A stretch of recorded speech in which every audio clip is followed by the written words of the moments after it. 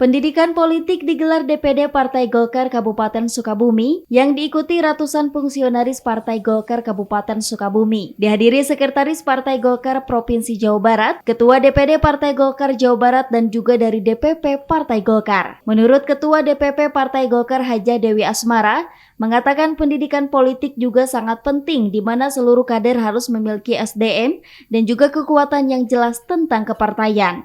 Selain itu, dengan masuknya tokoh-tokoh nasional dan daerah bergabung bersama Partai Golkar, sehingga diyakini dan optimis dapat menambah raihan suara kursi dan juga partai. Menurut Ketua DPP Partai Golkar Haja Dewi Asmara, menambahkan selain program untuk masyarakat strategi Partai Golkar, yakni terbuka kepada semua warga masuk bergabung, termasuk Ridwan Kamil, dan jelas berdampak positif untuk mendongkrak suara Golkar. Namun demikian tidak semata-mata kekuatan dan penggemar pribadi, namun ada juga dari masyarakat. Dengan kehadiran Kang Emil itu akan berdampak positif nggak? Ya itu, dampaknya jelas positif. Karena sepengetahuan saya, kan kebetulan juga ibunya dan ibu itu memang di Golkar, jadi sebenarnya kembali ke rumah.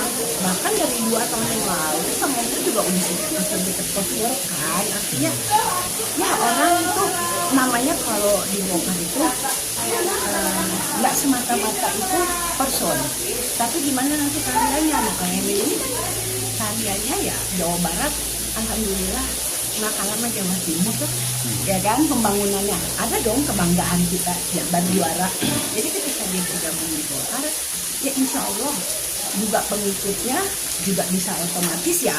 Tapi dikembalikan ke Golkar sendiri, bukan mentang-mentang terus kita leha-leha suara 30 juta langsung pindah, ya enggak. Ya kita Golkar itu kan dengan doktrin karya kekaryaan itu, masyarakat itu kan sebagai fungsinya, nggak ditapat-tapatin. Jadi tergantung apa program kita.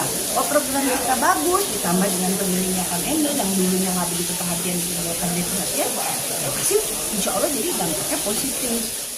Sementara itu, selain memberikan pendidikan SDM politik kepada para kader, juga memberikan program kepada masyarakat dan juga kekaryaan-kekaryaan secara kolektif kolegial.